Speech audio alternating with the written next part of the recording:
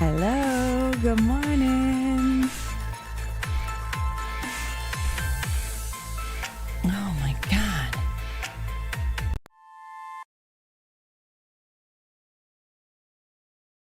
Hello, good morning. Hopefully you can hear me. Just because we had so many issues right before I went live.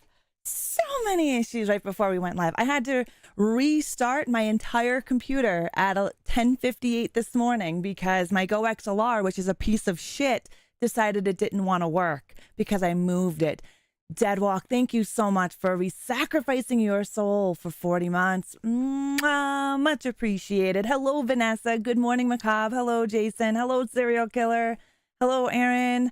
I hope everyone is doing good. Don, thank you so much for your 95 stream streak. I appreciate it. Good morning, Don. Happy Sunday. I'm trying not to stress this morning. Darkbreaker, Custo, stay tapping. Good morning. Happy Sunday. I hope everyone is doing good. Hopefully we don't have any issues with my internet today. As you can tell, I'm not black and white today because issues. And while I'm trying not to go fucking postal. Don't you ever move shit? You know this. I know. I moved my Go XLR so I could have it in a better reach for me so I didn't have to be so up close to the camera. And the minute I moved it, it decided it didn't want to work anymore. I tried ending the task. I tried doing all of that. It did not work. So at 10:58, I had to restart my whole computer. And here I am. I'm just smile and wave, right? Just smile and wave. You good? You can't complain? Yeah, the gremlins, they always fuck with me, Macabre. It's never nothing new. But guys, make sure if you're watching me over on YouTube, make sure you're on live chat and not on top chat because you will miss out on all the chat. Yes, I know, Jason Voorhees. Those fucking printer USBs are shit.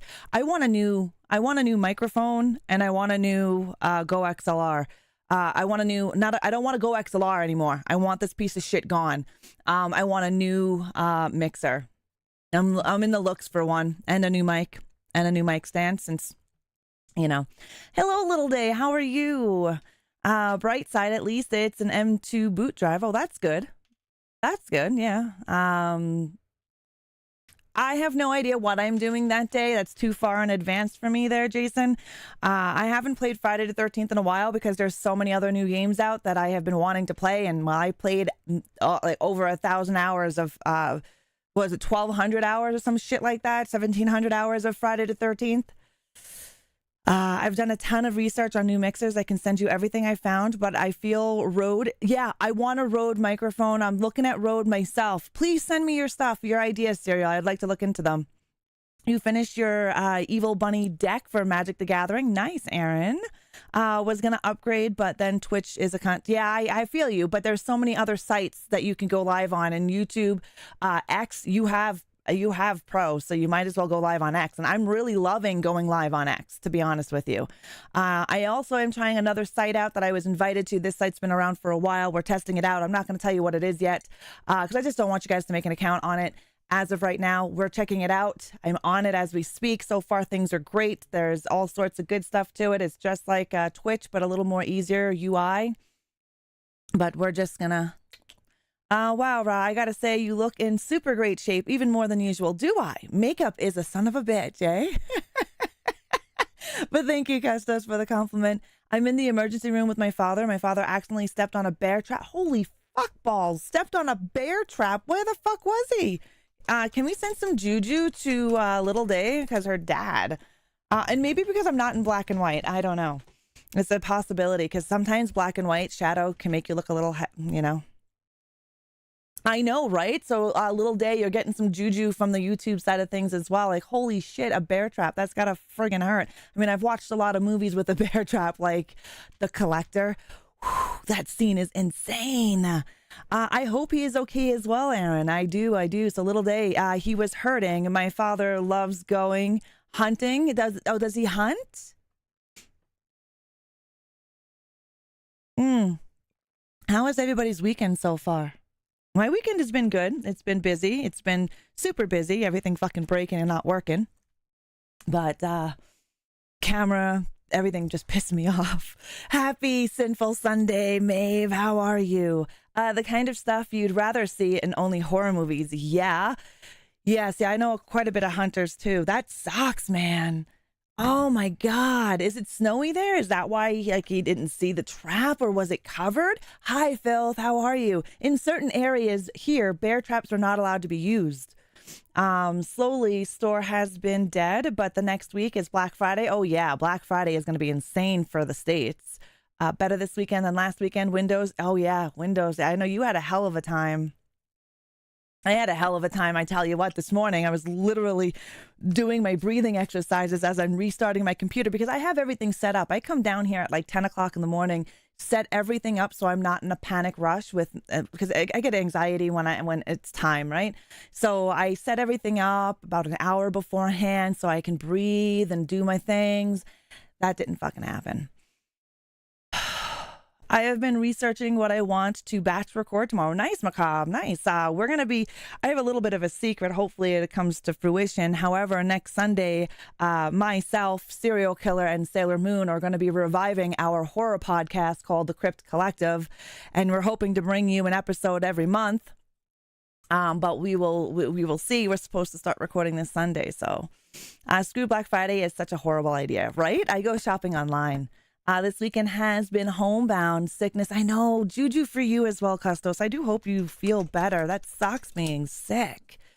But you're writing and Dynasty Warriors Origins demo for the most part. Nice. That's awesome, Custos. I'm glad you're getting a lot of creative juices going there. Yeah, and on Discord, Garuda was being a pain at updating. What the fuck is Garuda, Darkbreaker? If you just want to enlighten me. I'm not shishing. We're doing this. Because if we don't announce it and we don't fucking do it, it's not going to happen. We've been waiting, 2 years? 2 years? So, it's either shit or get off the pot. They're not ready for it? No, they're not going to be ready for it. What's going to come at them as the Crypt Collective? They are not ready for it. Thank you, Little Day. And yes, friggin' Art the Clown is still limp because Heavy hasn't been down here yet. I'm hoping to get him down here today. But let's see what our tarot cards have to say going into the week and starting into the week. Let's see what we need to know, what's happening. Right off the bat, we have the Four of Water, which just came flying out. For some of us, we've missed an opportunity. And you know you missed this opportunity because you kicked yourself in the ass for not listening to yourself. So yes, we did. You kicked yourself in the ass. You're not actually too happy right now. You're content, but, there's boredom. You need to open up your eyes to the other possibilities that are out there instead of focusing on one. Hyper-focusing is a really horrible thing. And someone with what I have, I hyper-focus quite a bit. And it's not a good thing. I mean, it is a good thing, but it's really not a good thing because then you hyper-focus too much on a certain thing and you miss out everything else. A next card that dropped out while I was shuffling is the Wheel. It's a really good card. It means a time for positive changes. The situations that are around you that were once feeling a little dull, a little stale are now going to start moving. The momentum is going to start picking up. You're going to see a lot of good things on your side. Fortune is on your side. Whenever you see the Wheel of Fortune upright in a spread or in a card, like when you're doing cards, it means fortune is on your side. So you can't go wrong. And then Our next card is life experiences, meaning there's going to be a significant change in your personal life. Some of you are going to come into a really big revelation about something, and it's going to open up doorways and it's going to turn that light bulb on for you. It's time to spread your wings. Make sure you stretch them out because you've been doing quite a bit. So spread those wings. Don't pigeonhole yourself to one situation, one niche, one area, when there's a whole world of possibilities out there. This revelation that you're going to have is going to lead to a huge change in your life. Your next card is the Nine of Fire. Don't give up. Things might get hard. Things might get a little crazy. You might get a little overwhelmed, but don't give up. It's not the time to give up. You have a passion. You have a fire burning inside of you to get this done. But I know there are some things that make us sit back, and procrastination, right? That's a horrible, horrible thing.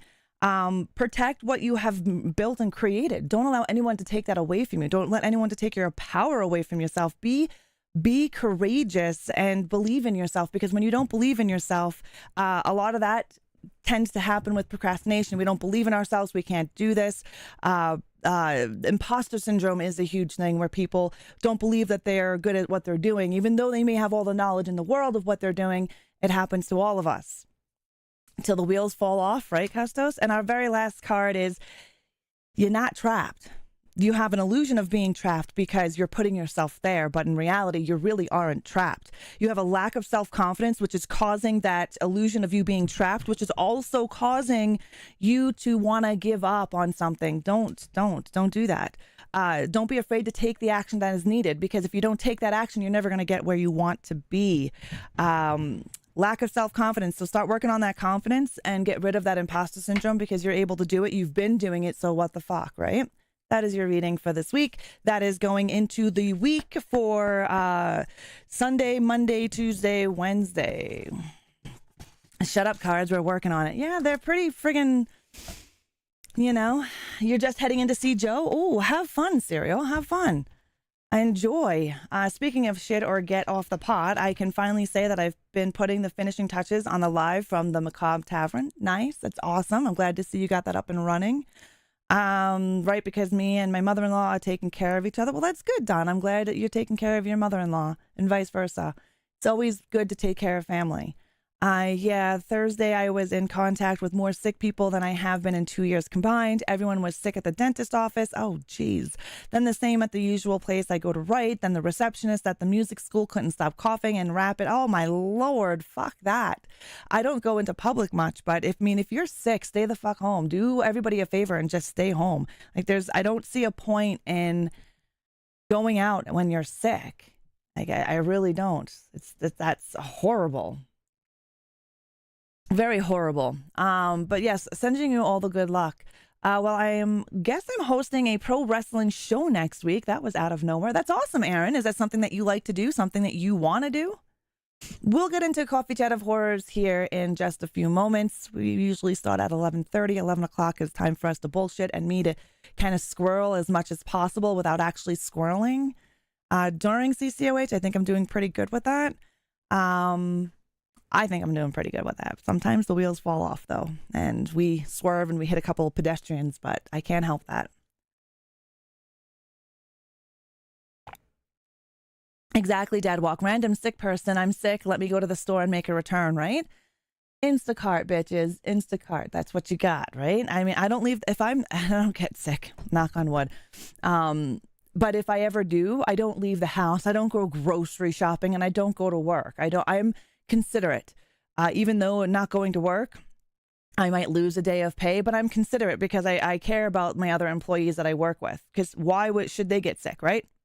They get sick, they bring it home, their families get sick, and then who knows what anybody has, right? It's just common courtesy to your fellow employee, coworker, or your fellow human out there. Stay the fuck home if you're sick. It's not really hard. Like nowadays, we have delivery for everything. So technically, that cheesecake that you technically don't need, you can Instacart it, right? Don't make me grab the wheel, though. I know. I have gotten better, right? I've been mindful of that, Dead Walk. I've been mindful of that. I've been, ADHD is a real bitch when you're not medicated. And today I looked around because I just started microdosing again. So I looked around my house and I'm like, people with ADHD have piles. I don't know if anybody knows if you have ADHD. A lot of people who have ADHD have piles throughout the house. They're clean piles, but they're piles. Like I'll have a stack of whatever's on top of my refrigerator. I will have like 4 or 5 stacks of clothes and whatnot all around my room. They're clean. It's just, I know where they are. It's organized chaos. Yes, macabre. So for me, I was looking at that today and I'm like, I really need to get that together. But that's because I started to microdose again. And things see my issues around the house. And Heavy was making fun of me this morning because I'm like, I'm going to tackle that top of that refrigerator. He just said, take a garbage bag and throw it all in the garbage because you're never going to get rid of it. I'm like, I'm doing it today. I'm going to do it today. That is my fucking goal for today. The sadness is cool as shit. Rob, I can't, how do I pronounce his last name? Jabaz did a really good, his other movie, It's Clear Water, was weird as fuck. Yes, I would have to agree with you, Mr. Rotten Treats. And Rob is a Chinese filmmaker, and this is a Taiwanese film that was made in Taiwan. We're going to deep dive into it. I actually got to read a few interviews with the cast and crew of The Sadness. So I've got a whole bunch of stuff. I barely pulled anything off of IMDb because I was reading an interview that they had, and I'm very excited to share what I found. Yeah, Don. Looks in the mirror. Fuck yeah, might have HDAD. There's a few different things that you can tell. I mean, both of my girls have it. Both of my girls are on medication for it. Someone mentioned chaos and I've been summoned. Hello, James. Good morning. How are you doing? Roth, good morning. How are you? Yeah, it's organized chaos. I mean, I know where everything is. I'm the only one that really needs to know where anything is because everybody's always, where's this? Where's that? I'm like, it's over there in that fucking pile right there. I also have like 5 junk drawers, which is really bad. Really bad, guys. These are just clutter. This is just cluttering bullshit that you don't need. And I'm finding that out more and more. So... yeah. Next Sunday, we're going to be discussing Incantation. It's another fun Taiwanese movie. Or wait, Chinese. No, I think it's Taiwanese. I'm beyond ADD. I am a rocking 4K. The cranberry juice came out much better than Ocean Spray, and I made it so much cheaper. And it's probably healthier, Macabre, that you created it that way. Instacart is life. My eldest daughter, she uses Instacart. She doesn't drive, so my eldest daughter uses Instacart like a motherfucker. Paul, thank you so very much for your 53 months resub. Mwah, thank you. Much appreciated. All right, guys. It is about that time. We are going to dive into our CCOH. What is YouTube yelling at me? YouTube is saying that YouTube is not receiving enough video to maintain a smooth streaming. Are you guys having any issues over on YouTube? YouTube just gave me that error. I swear to God, every time I stream on YouTube, we have a problem. Hello, Chloe. How are you?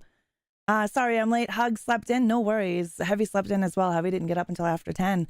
By the way, everyone, 12 ounces of cranberries to 4 cups of water, and you got your recipe. Nice. Nice, Macabre. It's probably healthier for you as well. You had to refresh YouTube, but it's been fine since.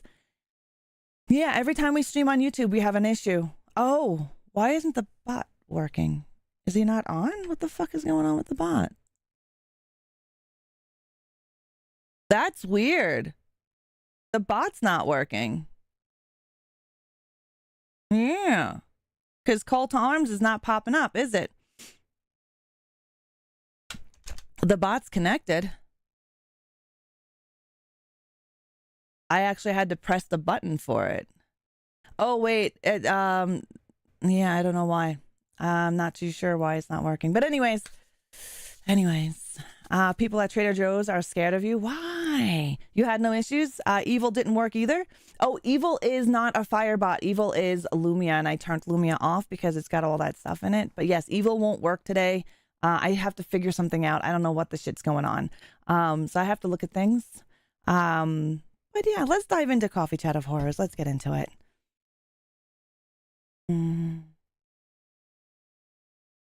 Oh, and my... Oh, do you like scary movies and coffee? The following show is based on research. on horror movies and what goes on behind the scenes of your favorite scary movies. HORDE Entertainment or ReAnimateHer is not responsible for the macabre and horror that you are about to witness. Viewer discretion is advised. Good morning, Daywalkers. I am ReAnimateHer, your queen of horror, and this is Coffee Chat of Horrors, the only horror show that takes its coffee like it's magic, and that is black. Today's Screams comes from the warped mind of Rob Jabaz in The Sadness, so buckle up, my ghouls, as we traverse the realms that nightmares are made of. The Sadness is directed and written by Rob Jabaz, which I'm not even sure if I'm pronouncing his last name correctly. I tried to get a pronunciation for it, but I could not find one. There was also no budget. I know it was a lower budget film, but it wasn't too low, obviously, because the graphics in this movie are amazing. But the box office, it only hit about $430,000, which isn't a whole hell of a lot, considering when you take a look at this film, the amount of work that went into the special effects for it, which is pretty insane. That's awesome, Chloe. She's kicking. The baby is kicking up a storm. Ugh, I bet you she can't wait to go into labor. Now, the overview for The Sadness. The Sadness is hailed as one of the greatest genre films in the past 20 years. It's a torrential force of beauty and grotesquerie, featuring extreme violence, extreme gore, and transgressive elements that are shocking and panic-inducing. While challenging, the film offers more than just its gruesome set pieces. If you haven't seen The Sadness, it is a really good movie. There is a lot of gore. There is a lot of shock in this movie. It's not for the faint of heart. If you don't like gore, I'm going to tell you it's higher level than Terrifier. Just put it to you that way. If you've seen Terrifier and you're just like, okay, I like that, I can handle that. This movie is above Terrifier. It blows Terrifier out of the effing water when it comes to that kind of shit. Hello, zombie. How are you? Good morning. Good morning. Cold and chilly? Yeah, it's still snowing here. Hi, Sebastian. How are you?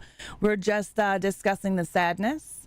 And now, the plot, for those of you that haven't seen The Sadness, there is going to be spoilers in here, okay? If you haven't seen it, it's been out since 2022 or 2021. I would suggest checking it out, but if you have no interest in it, there is going to be spoilers, so just a heads up. Hello, Speedy Misha. How are you? I am fabulous. So the plot is a virus mutates, decimating the limbic system of the human brain, which controls emotional behaviors like fear, rage, and anxiety. This resulting chaos turns humans into the worst possible versions of themselves. Think about that. That's kind of scary in its own right. They're not zombies, so they're not like 28 days later. You know what I mean? It's a virus that attacks the limbic system of the brain. That's quite scary. If you ever think about something ever happening like that and how it would decimate all of your like morale, it would decimate all of that, and it would just be a free-for-all. Could you imagine humanity like that? That would be horrific.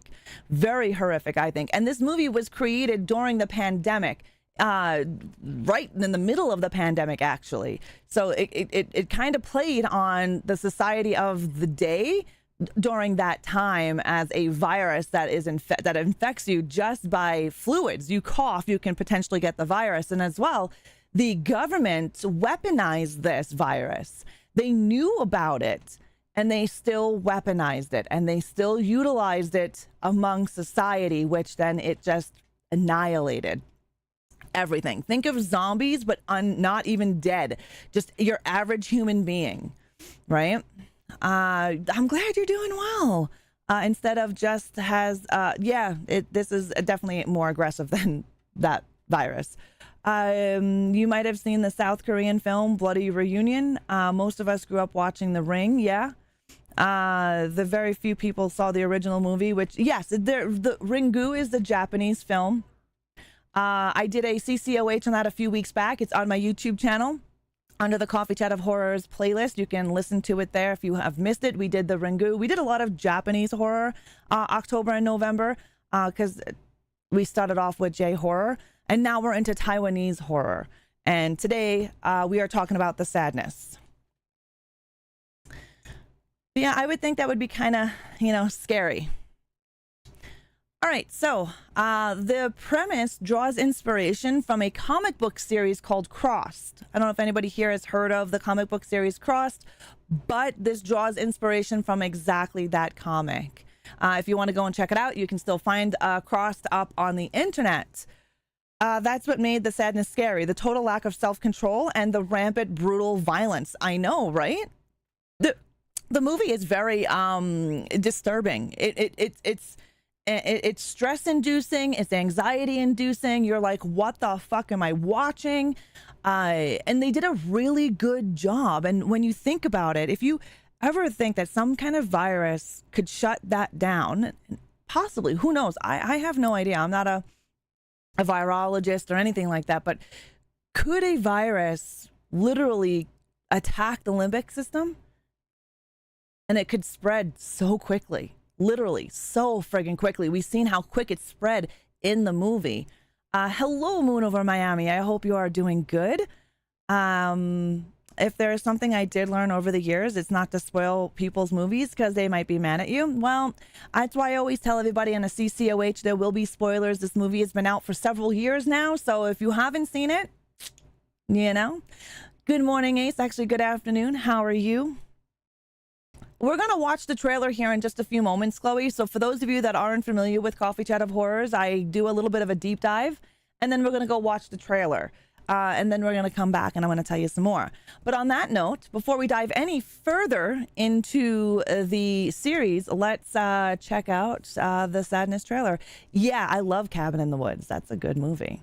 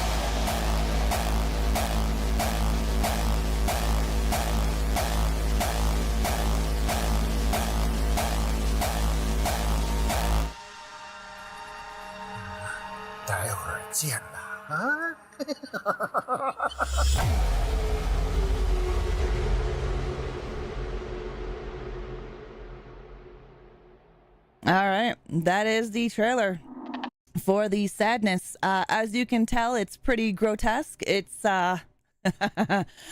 pretty grotesque. We have an ad that's going to start in 46 seconds, so we're just going to sit here and chit chat while this ad goes off. We're also going to switch our visual. Red band trailers. Yeah, red band trailers are great. The movie Dreamcatcher. I love the movie Dreamhouse. That's a good one. It kind of looks like Terrifier because of the bloody scenes. It's very gruesome. This movie blows away Terrifier. It does. It's on a different level of gruesome. It's on a different level of gore as well. Yeah. Terrifier's gore is specific to certain people. This gore is specific to everybody. Like, it doesn't have just one person or two people it's going after or four people it's going after. It's going after an entire world, an entire area of Taiwan, right? So it can be pretty aggressive. Yeah, I'll tell you how much blood. I have the estimations of how much blood they took just by reading an interview. It was pretty good. Left hand starts reaching towards the wheel, right? There's an ad that's supposed to start. I haven't seen it pop up yet, but I got the advert saying, hey, there's going to be an ad starting in about a minute. I still haven't seen it pop up. I forgot you show trailers. It's been a long weekend, sweetie. No worries, Chloe. No worries. You can watch the trailer if you want. Hey, that's up to you. Fake blood or pig's blood. Yeah, this blood was created by their own recipe. We'll dive into that, though. I'm just waiting to see this ad pop up. I know. Well, I guess we'll just go on because I don't see the ad popping up. If you're going to see a movie like this, don't eat anything. Now there it is. If you're going to see a movie like this, don't eat anything unless you're not. Oh, I'm not sensitive. I will eat barbecue while I'll eat spaghetti and meatballs while watching The Sadness or anything like that. That stuff doesn't bother me. Which miniseries do you prefer? Tales from the Crypt or Goosebumps? Tales from the Crypt. Tales from the Crypt is more adult oriented, where Goosebumps is more preteen oriented, right? R.L. Stein wrote for the younger generation to get into horror. So for me, Tales of the Crypt. Yep, we've got an ad with 52 seconds. It's going to end. But yeah, I really enjoyed this movie. I think it's, yeah.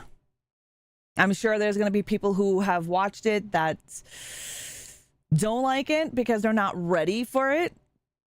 You miss Animorphs. That was cool. Animorphs. I'm not even sure what that is. The new Mortal Kombat movie is going to be rated R. Ooh, interesting. I just noticed your necklace. Oh, yeah, right? Thank you, Ace. I don't get to wear this necklace often because, you know, pearls just don't go with everything. So I wear it when I have my hair up. But Ra won't eat grapes while watching eyeball violence. Oh, eyeball violence gets me every fucking time. I get squirmy with eyeball violence. It just, you know. Welcome back from that ad, guys. Welcome back. If it was a group of kids, who could change into animals? Oh, okay, Speedy. Saw it twice when it came out on Shudder. It's a great one. I've seen The Sadness numerous times. I know before when The Sadness was being announced, people thought it was a zombie film because it is under zombie genre when you look up the film, but technically it's a virus. So it's not really zombies because you're not undead, but there's numerous types of zombies, right? And 28 Days Later, we saw the rage virus. So many other movies that have, Romero was the one who brought ones back from the dead, right? We have movies like Night of the Living Dead, which brought in a chemical that brought up. No, these ones, they're not zombies. I would agree with you. They're not. But again, you with Night of the Living Dead, Return of the Living Dead, that chemical raised the dead from the ground, right? So that is a zombie film. This isn't, even though it is considered a zombie film, which it's not. It's not. But welcome back. Welcome back. This film took 28 days to film. Like they finished this movie in 28 days. I have been noticing that Asian films are wrapped up in like days. What Ringu was done in less than 7 days. What's the other one? I can't think of it at the moment. I just did it.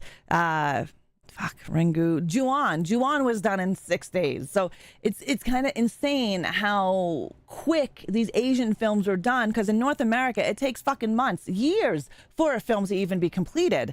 They are dicks.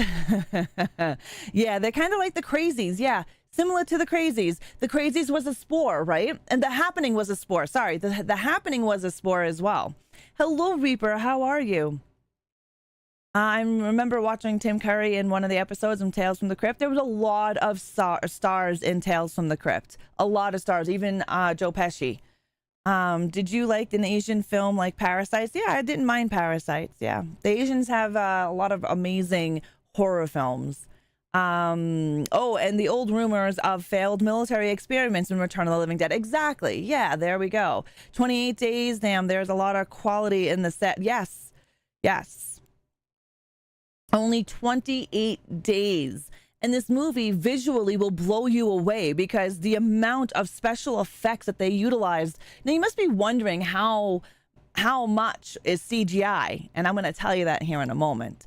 But we're also going to talk about how this film explores the Eastern philosophical debate on human nature, whether humanity is inherently good or evil when morale and legal constraints are removed. And that is a good question. Do you think that humans are inherently good, or are they evil when you remove all the legality constraints and morale? What would you think? My favorite Tales from the Crypt. Oh, I love Bordello of Blood movie. Yeah, that's pretty awesome. I would have to think that we are inherently good. However, I'm sure it's just like the whole serial killer thing, nature versus nurture. Were they created? I honestly think serial killers are created. They're not born. I also think that when we're born good. However, our free will that has been given to us has caused a lot of issues, I would think. And I honestly think humans are naturally greedy. I think it would be an interesting subject to dive into if, if all legal constraints were removed and morale. Do you think you'd still be a good human? I'd say it's a variable different from person to person. I would say so too, in different walks of life, right? Did you know that South Korean movie, The Battle Royale, was inspiration to make The Hunger Games? Oh, no idea. I have never seen The Hunger Games. I mean, there's a ton of people who have great morale compasses without religion. 100% macabre, 100%. Hello, Sailor Darling. How are ya? I hope we never find out. Yeah, it would be kind of, I wouldn't want to find out either. Like, I wouldn't want to find out. But I thought that was a really cool tidbit there, because I've been reading a lot about Eastern philosophy. And a lot of the Eastern philosophy, that's what they talk about, the debate versus good or evil. Is it inherited or is it nature? Like, how does this come to be? I think it's both. A lot of cases of children being evil no matter what the parents do. Many serial killers were never... No, you're wrong, Speedy. The majority of serial killers hit a 9-step level. And the majority of them have either had SA done to them, beatings done to them, both done to them, emotional abuse, trauma to the head, bad mom, bad dad. There is 9 steps that every serial killer to this day has. I just got done watching I went to a lecture, a seminar, where a criminal psychologist who deals with serial killers, primarily women, spoke, and she laid out this level of 9, and every serial killer that has been in this world come up with all 9. There's only one that comes up with, and that was Jeffrey Dahmer, who is a bit different than everybody else out of all the serial killers. And we're going back every serial killer, even the ones that you haven't heard about. But yeah, every serial killer has had some type of trauma to them when they were little. Every single one of them. And a lot of them have had head traumas. Kemper, Bundy, Dahmer, BTK. Like, if you actually deep dive into these serial killers and you learn about them, the majority of them have had a horrible Eileen Wuornos.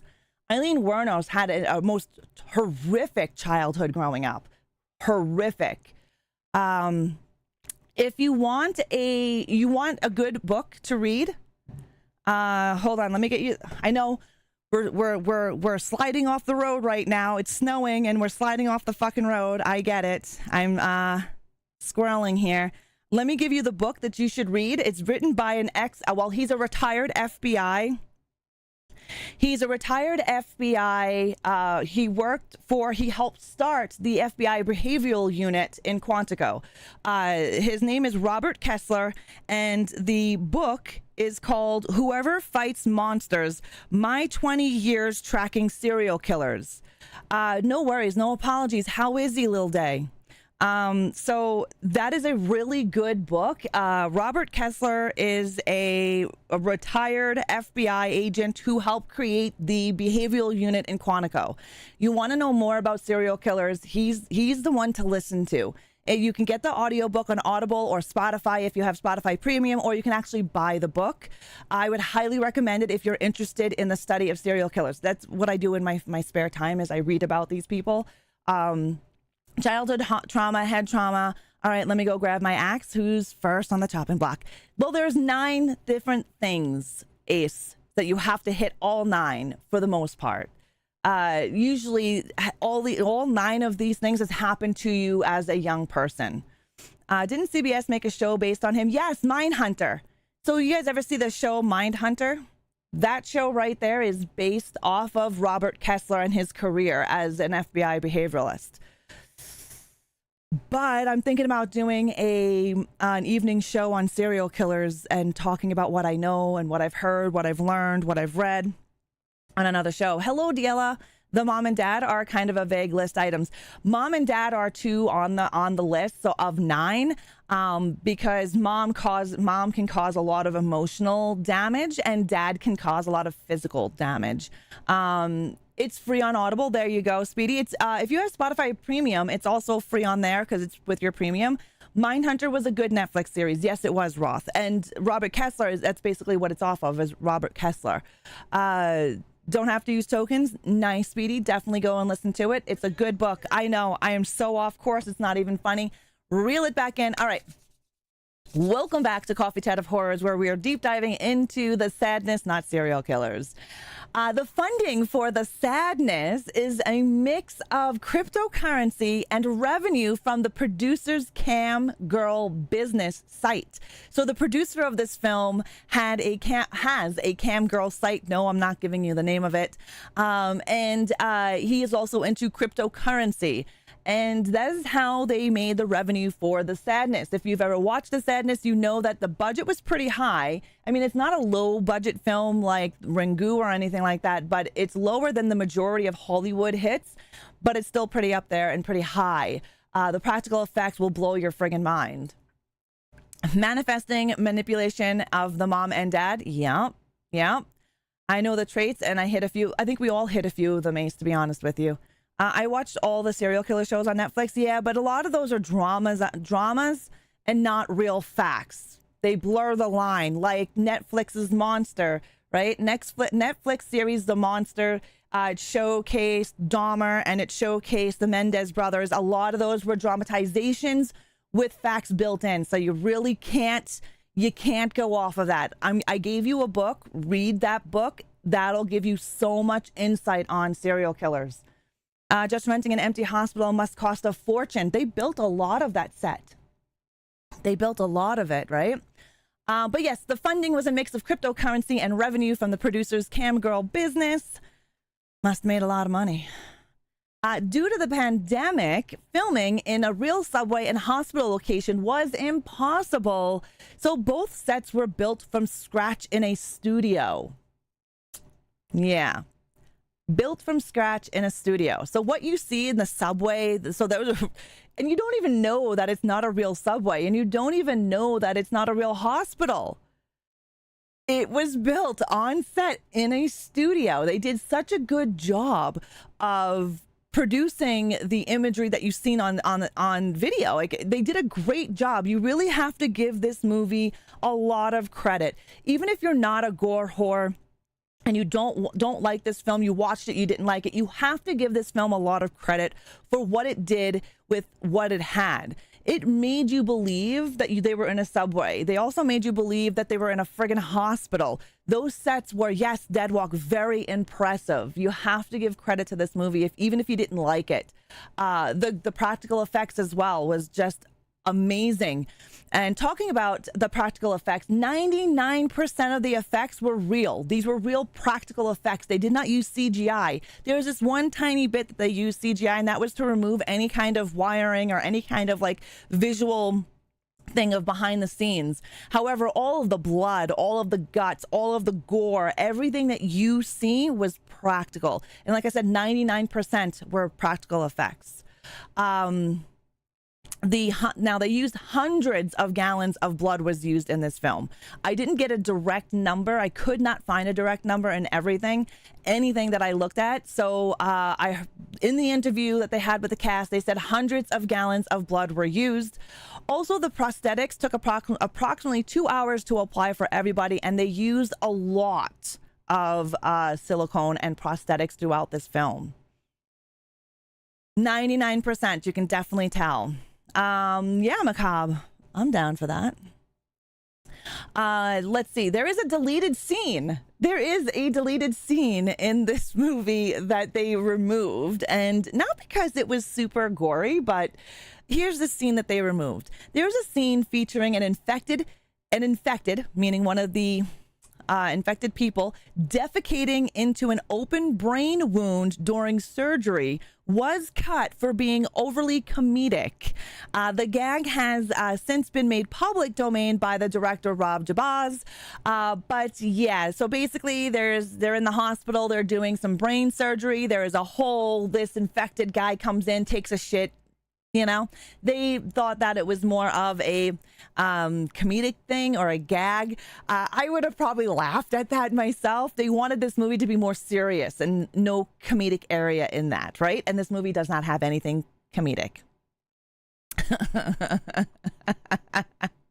No, it definitely didn't fit the tone.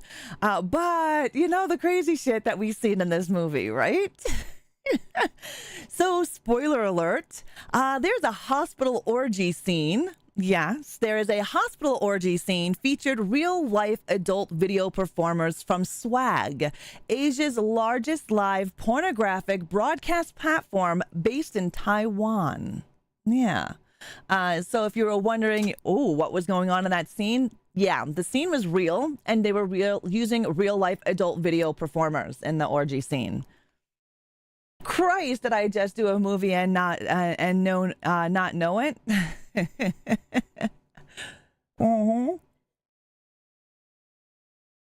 I thought that scene was pretty graphic. That scene, if you've seen this movie, you know exactly what scene I'm talking about. I thought it was a pretty graphic scene of bodies and visually craziness. There was a lot of silicone used in here. Silicone was used extensively for its lightweight and realistic properties, helping actors remain relaxed during their performances. So a lot of what you see, and I'm going to go into each of the characters that really played a memorable part in this movie and how they got ready for it. But there was a lot of silicone use in here, a lot more than most movies would have used. I remember Rob mentioning about that scene during an interview. I read that interview. I read several interviews. They were not easy to find because they weren't on your average site. I know I used Rue Morgue for one of them because they interviewed everybody on the cast and crew. A dude dumping in a brain cavity would have been mild compared to the rest of the film. 100% Deadwalk, 100%. It depends on how the actor plays it as well. Yes. Now, custom contacts were used in this film for the infected, but some of these contacts were super painful for some of the actors. The actor who played the businessman, his name is Tsu Chang Wang. He played the businessman. How can we forget the businessman? The businessman was one of the biggest infected arseholes you could ever see in a film. This guy was creepy on every level, even on the subway to Kat. Kat was the main girl in here. Well, not the final girl, but she was the main girl in this film. And the businessman was a creepy, pervy old guy. And this guy did a really great job. Anyways, he had these contacts in, and he had a difficult time removing the contact lenses from his eyes. He actually required medical assistance. He had to go to an eye doctor to have them removed, and it basically cut his cornea. So he had quite a bit of issues with the contact lenses, and I hate eye torture, and so for me, that's like, ugh. I couldn't imagine being painful. He wore those contact lenses for 8 hours when they were filming, so in total of 8 hours, which then caused him a lot of grief. Definitely didn't mind what happened to him. No, I didn't mind what happened to him either. Like, he deserved what he got. Now, there is a really memorable scene with the chef inside. This is the beginning of the movie. You know, you see the first, 10, 15 minutes. It's a happy, lovey-dovey beginning, right? Well, it starts off pretty effing crazy once you hit this restaurant. The chef required a very intricate prosthetic layers, allowing the outer skin to be peeled without damaging the underlying wound design. That face peeling scene took 2 days to perfect. So think about the layers and layers of silicone that was used and makeup that was used. So as you can see, if you've seen this movie and you remember the chef, his face gets melted off because basically you see a fries tray that has bubbling oil in it. And there is a scene where this oil goes flying onto this guy's face and it just effing melts his face and he's touching it. It's gruesome. It is very gruesome. It's one of my favorite scenes as well because of how gruesome it actually is. If you don't have practice with contact lenses, especially when they are new, they're difficult to remove. Yeah, these ones are special made. They're not normal contacts that we would have bought. These ones were, the way they were concave to the eye and they were fully black. They were very different from the kind that we would buy.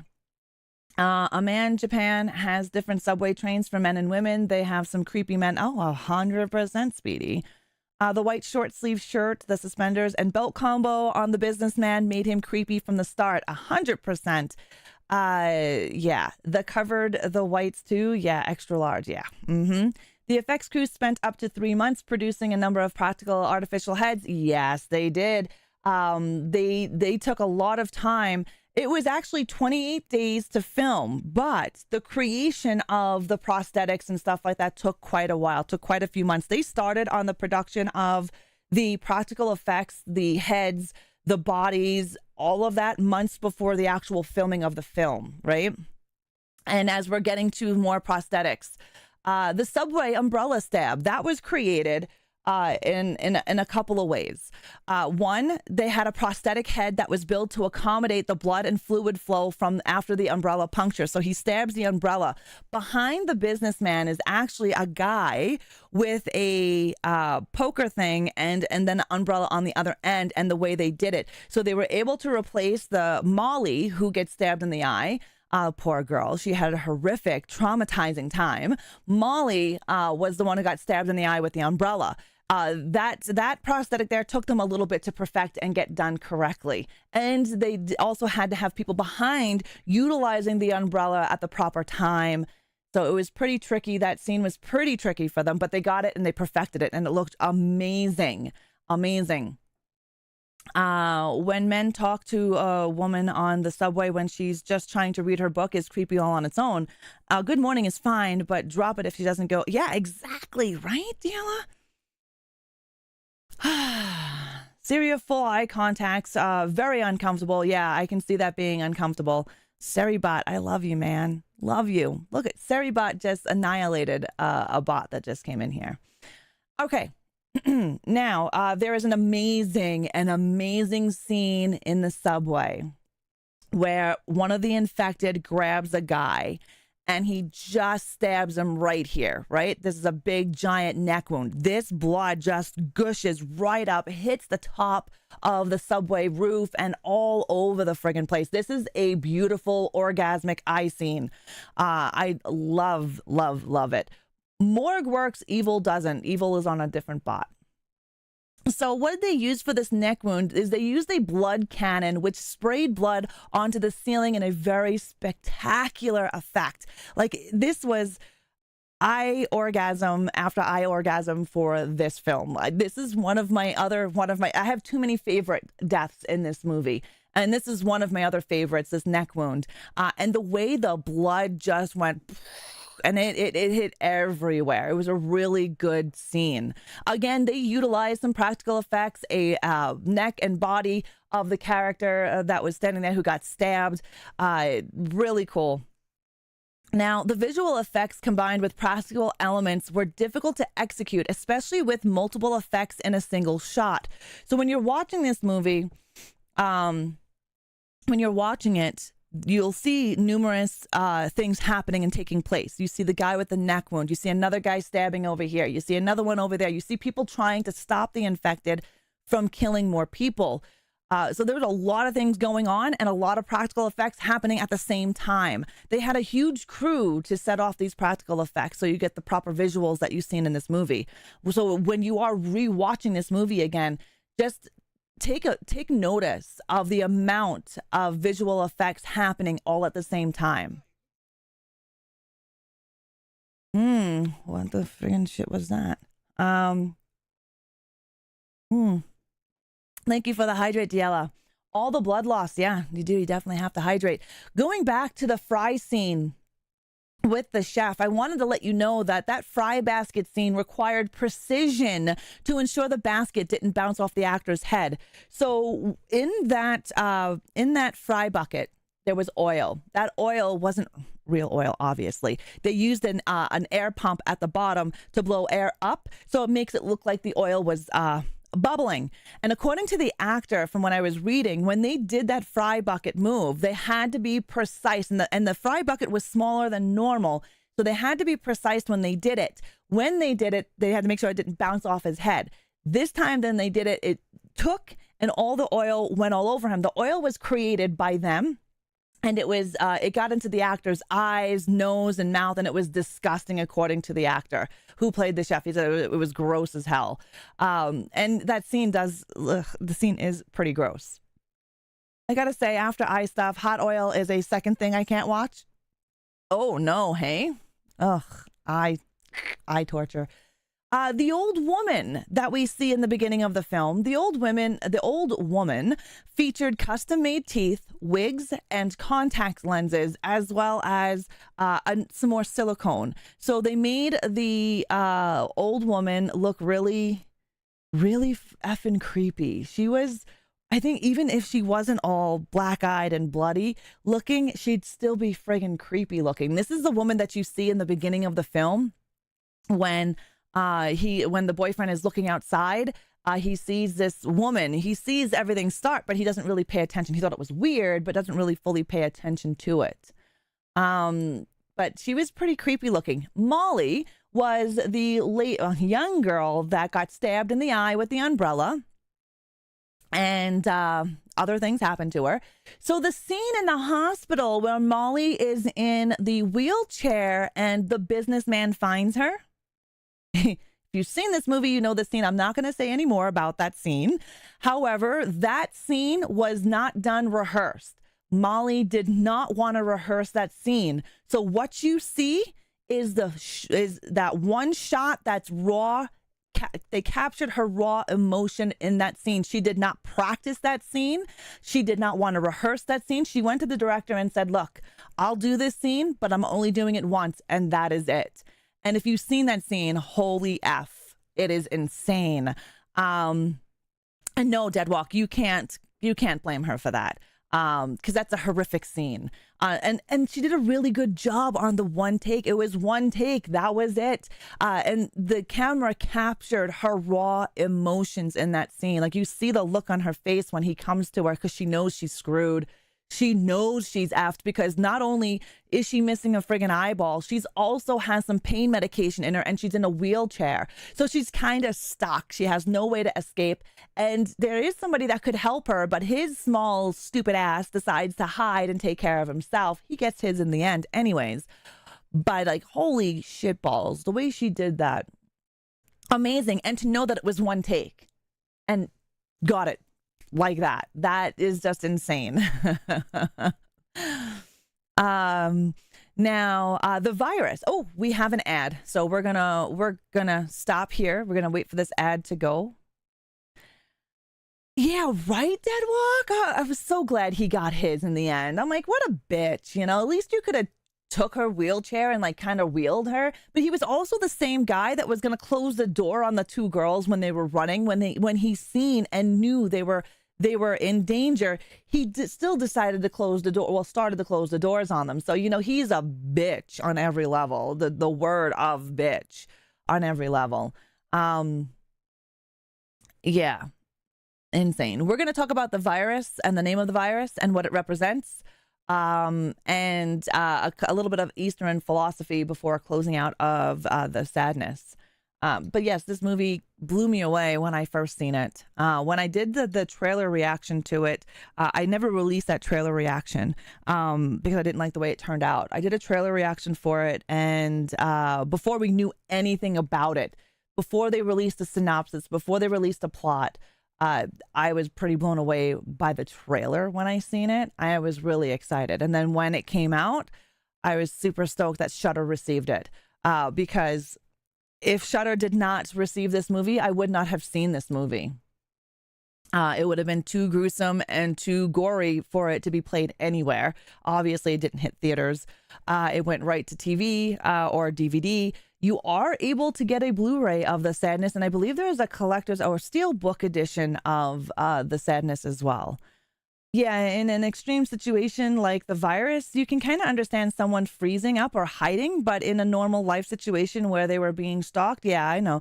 But even so, in times of panic, there have been people to help other people. Like, look at the girl, Kat, for instance, right? She was on the subway.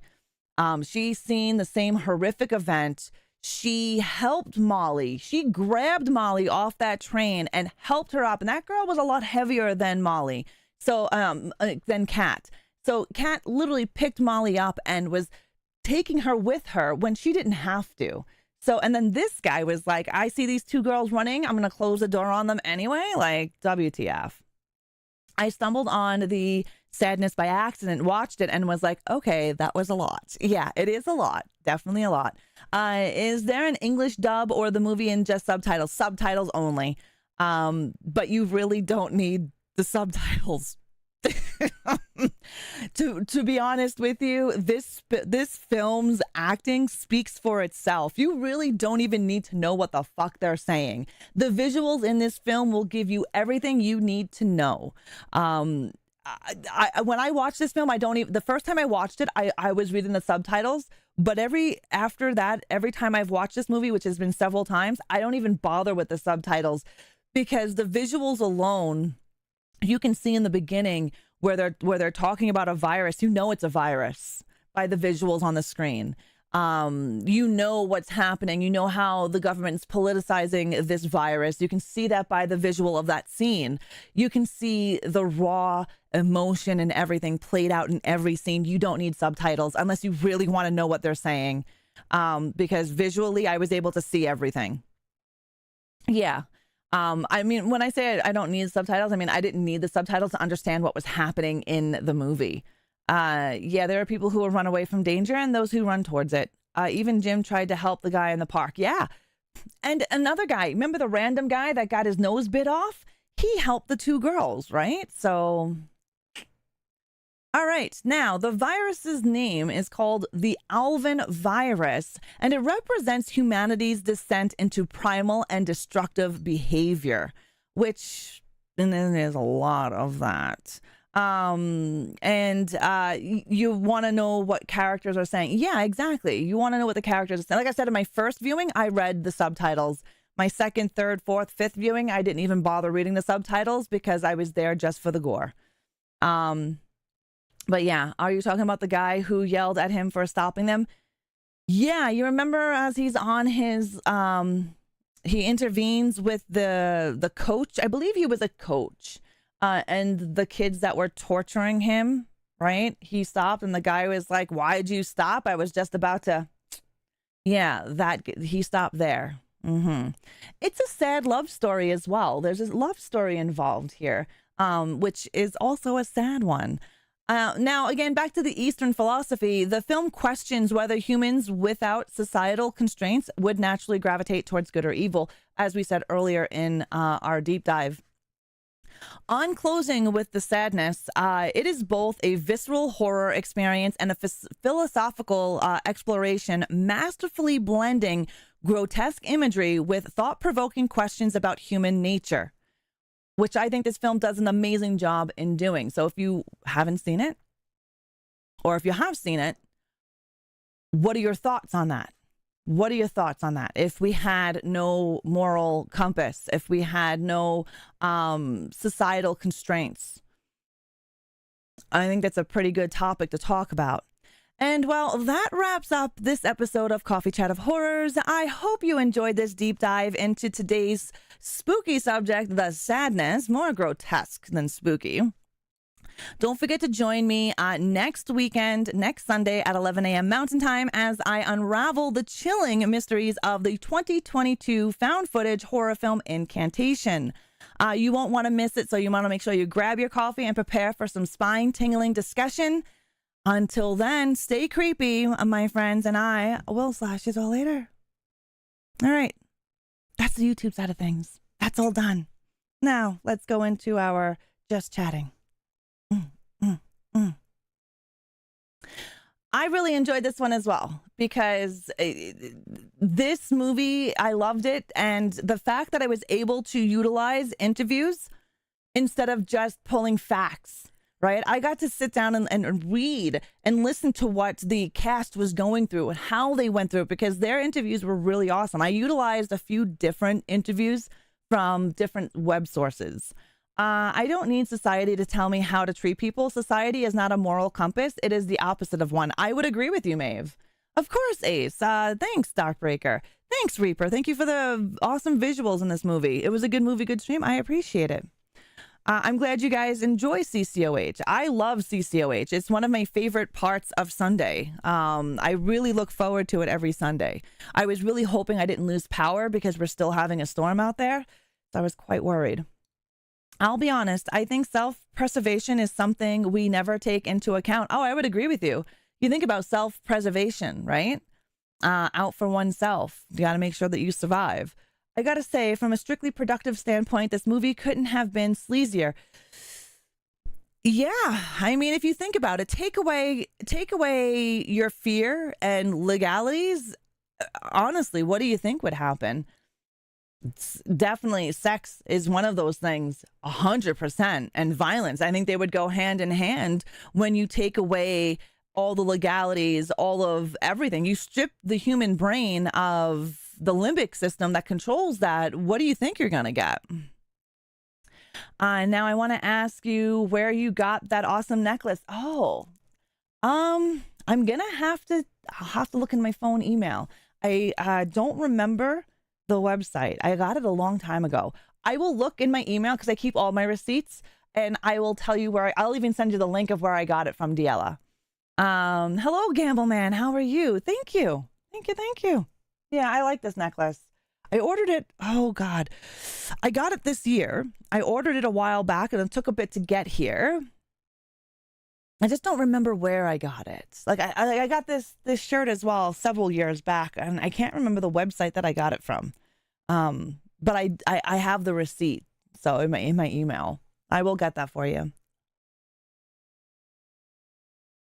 This Thursday, in Discord, we're going to watch the 2022 Incantation movie.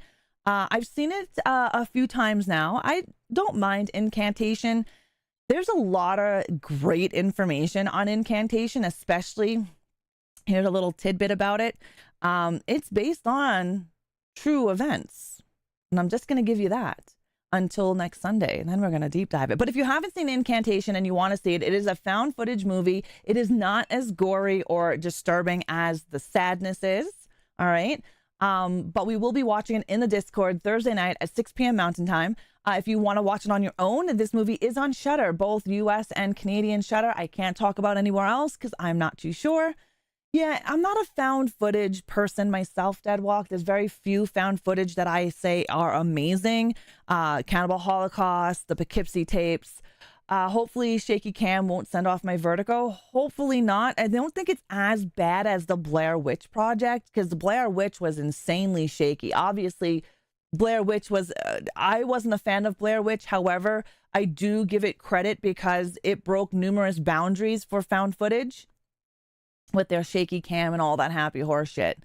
But yes, I would agree with you, Diella. And I'm not a huge found footage person. There's very few found footage films I think are amazing. Incantation was nice. I mean, it was a good movie. I did watch it more than once. And deep diving it, watching it again this Thursday is just going to help me even like it even more, knowing what they went through. You don't really have to like a film or love a film to appreciate what they created. And I find that in my world, at least, I can dislike a film, but I can also appreciate a film because of the boundaries that it took or broke and the things that it did in a film. Like I said with The Sadness, you may not have liked The Sadness, but visually what they did was amazing. With the practical effects, the studio set builds, all of that, you can at least appreciate a film for what it is. Same thing with Blair Witch. I don't like Blair Witch. I didn't think it was a good movie. I didn't like a lot of things about Blair Witch, but I will have to say I give it respect because of what they did and how they created Blair Witch. If you want to know more about Blair Witch, I do believe that CCOH is on my YouTube channel. I did that one a long time ago. It's part of Prime Video over here in the UK. Okay, so you can watch the Incantation on Prime. I can see that being on Prime. I don't think the Sadness is on Prime, though. But I appreciate you letting me know, Deadwalk, because, I mean, not Deadwalk, Darkbreaker, because we have a couple of UK people in here. And if anyone does watch my VOD on YouTube, make sure to hit that like button, all right? The Incantation video game, however, is a decent companion to the film it's based on. I haven't played the video game, but I have played the Blair Witch video game. I like the Blair Witch game. The production of Blair Witch is amazing. Oh God, yeah. The fact that the actors had no idea what their scripts really were, they weren't given a script. The scene where the girl is holding the camera and it's facing her and snot's coming out of her nose, that's all real. That's her actual reaction. That wasn't practical effects. That wasn't scripted. It just happened. Yeah, the Sadness would be on the UK Shudder. Perfect. Thank you, Darkbreaker.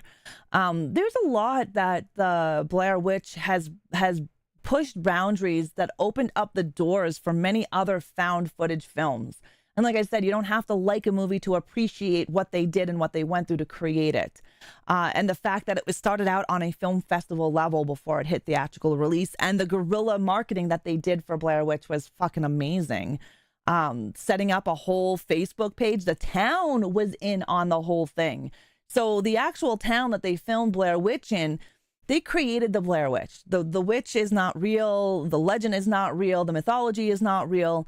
The town created a Facebook page and went with the production company with the missing posters. They made a Facebook page saying about the witch and these people are missing. The whole town was in on the whole friggin' thing, which I thought was amazing to get a town to do exactly that. And yeah, it was pretty cool to listen and read about the Blair Witch Project. And then there's like several other Blair Witch films I haven't seen.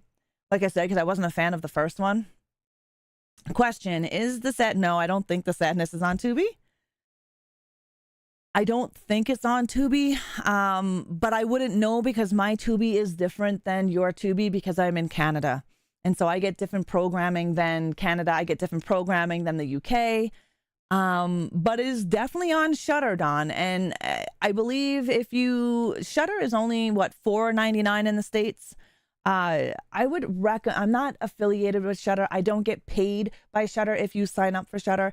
I believe Shudder does give a 7-day free trial to anybody who wants to check out Shudder. I believe it's $4.99 in the States. It's $5.99 here before taxes. And it's a really, really good streaming service. It has, right now, it's got a shit ton of J-horror on it, which I am loving. It's got a lot of giallo. I think it's worth the $5 subscription to it. It's cheaper than most streaming services. Right, Yella?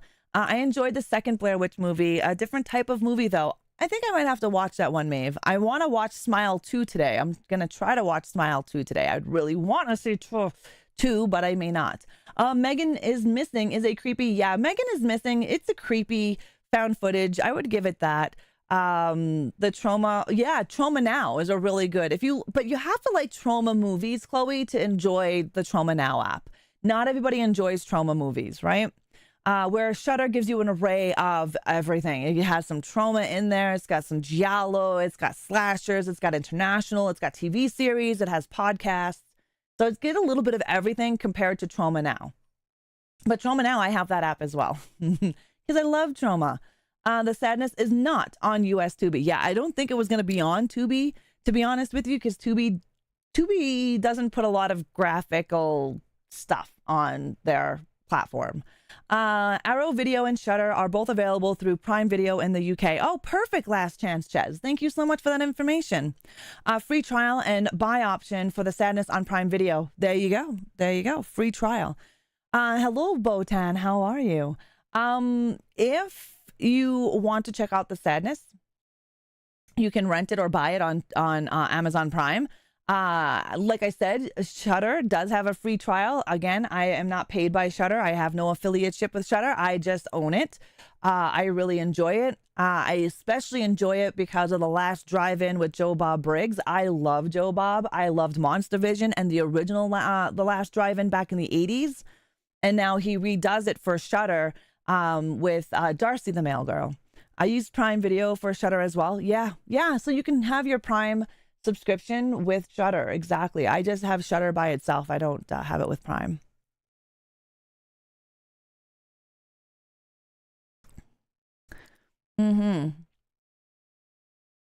He does age well. I met him in person a few years ago at the Calgary Horror Con. I hung out with him all weekend. I had breakfast with him. I had coffee with him. He was awesome. We talked a lot about horror movies. We actually talked a lot about Nightbreed. We were discussing Nightbreed, and there's an actual picture on my Instagram of me. I didn't take this picture. I didn't know this picture was happening. A serial killer took this picture of me looking and talking with Joe Bob. Hey, Texas, how are you? He is one of my idols. I've always loved Joe Bob Briggs. He is one of the reasons why I started Coffee Chat of Horrors back in 2018. Another one of my inspirations to start this show was my mentor. He passed away several years now, but his name is Mr. Cranky Canuck. He was the inspiration for like a web show, but Joe Bob Briggs was an inspiration for a horror-based web show. And I started my horror web show before the new Last Drive-In started. Ra looked like she was living her best life in that pic. I was. He was telling me a story in that pic, Deadwalk. He was telling me a story, and it was about Nightbreed. That picture was taken, and I didn't know it was being taken. Serial killer took it. Good, playing Friday the 13th. Nice, Texas. Enjoy. I just watched Woman of the Hour, and it was really good. Woman of the Hour. I haven't seen that one. In challenge mode in the crashing party, just because I can kill more survivors. Yeah. When you're in, unfortunately, if you are playing Friday and you're jumping to a server where the host dies, they usually back out, right? Hi, Irish Beast. How you doing?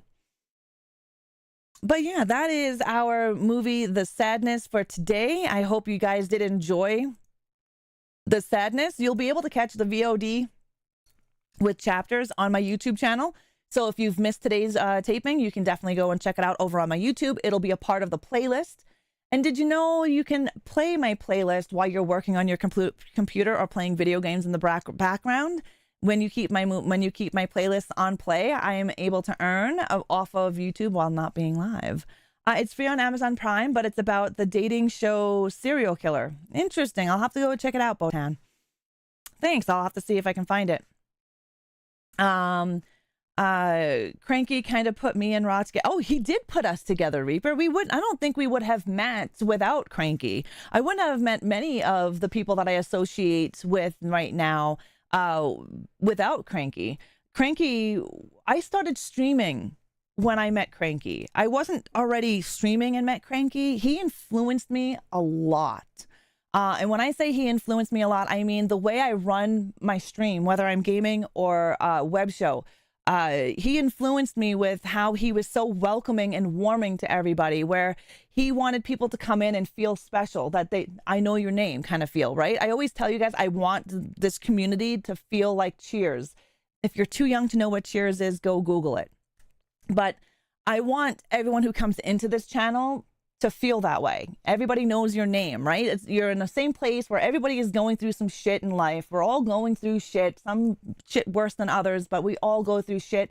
I want to have a channel where you guys can come in, hang out, and just forget about the shit that's going on in your life. And he helped me inspire me like that, because I just started streaming. Literally just started streaming when I stumbled upon Cranky Canuck, and the way he was so inviting and warming resonated with me. And I was like, I want to make that as well. I want to make that, but I didn't want to do it on the same level as he. I wanted a horror. So between Joe Bob Briggs and Cranky Canuck, this is how we got Coffee Chat of Horrors. The work you did the Reaper report. Exactly. Joe Bob Brigg does do horror cons. That he does. The horror community is just one of the best. So many of the best people are in the community. I would have to agree with you, Macabre. Making your way in the world today, it takes everything you've got. It does. How truer those words are today when that show was made in the 80s. You know, that show was made in the 80s, Cheers. And if you listen to the jingle, the opening jingle of Cheers, it really, really pays to the time of today, where we're just trying to fucking make it in this world. Yeah, like I said, he was my biggest inspiration on how I created with you guys this community. Taking a break from all the worries sure would help a lot. Exactly. So that's why I make this community the way you make it. Wouldn't you like to get away, right? Exactly. Sometimes you want to go where everybody knows your name.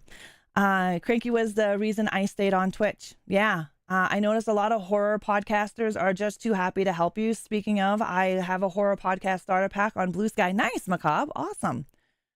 Killer Clown and Friday play the same, except the survivors in Killer Clown, they're pretty dumb, but Friday they seem to be more of fighterdom. I have no idea. I was playing Killer Clowns. Killer Clowns got repetitive for me without the payoff, where Friday just never got repetitive for me. I don't know, maybe, I don't know. But I have to go back into some Killer Clowns. Sounds like I need to play Killer Clowns isn't bad. It's a fun game. I find it, I don't know. I find it more repetitive than like Dead by Daylight. Maybe because they only had like 2 maps when I was playing. Maybe that's changed. I don't know. Where Friday the 13th, you had different maps, different strategies. There were numerous strategies where there isn't numerous strategies in Killer Clowns. But definitely check it out. Why not, right? It's not a horrible game. It's not a horrible game. And you can level up yourself by playing with bots. Yeah.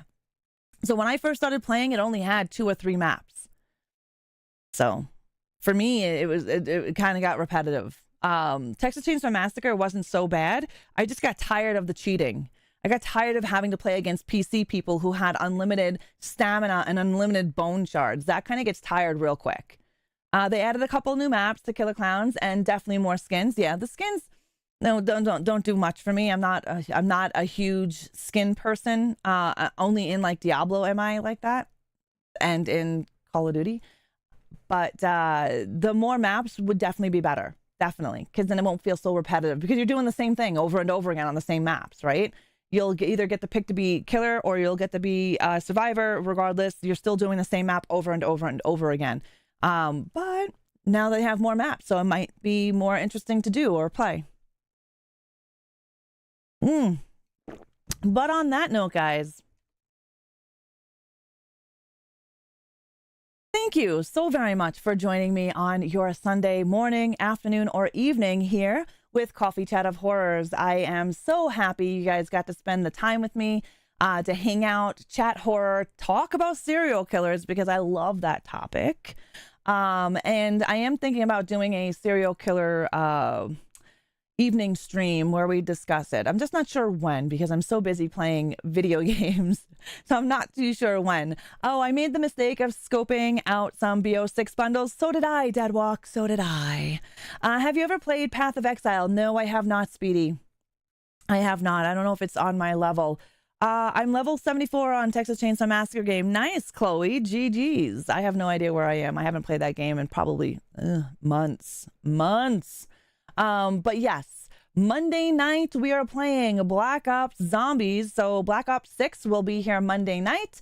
Wednesday, I am not too sure what we're playing Wednesday night. Usually it's Diablo, but I might bring in A Quiet Place so we can kind of finish it. I have several other horror games that I would like to bring in to show you guys. It's free. Okay. It's like Diablo on steroids. Oh, interesting. I'll see. I don't really get a lot of time to play off stream, so I have specific games that I do like to play, but I earned the drill melee weapon in Zombies, and it's fun as you think it would be. Nice. But again, thank you guys so very much for joining me on your Sunday. I hope you have an amazing rest of your weekend. Stay warm out there if you live in a chilly, cold place like I do. And thank you so very much for all of your support, your friendship, and your chatter. I hope you guys have an amazing rest of your day, and I will slash you all later. Bye.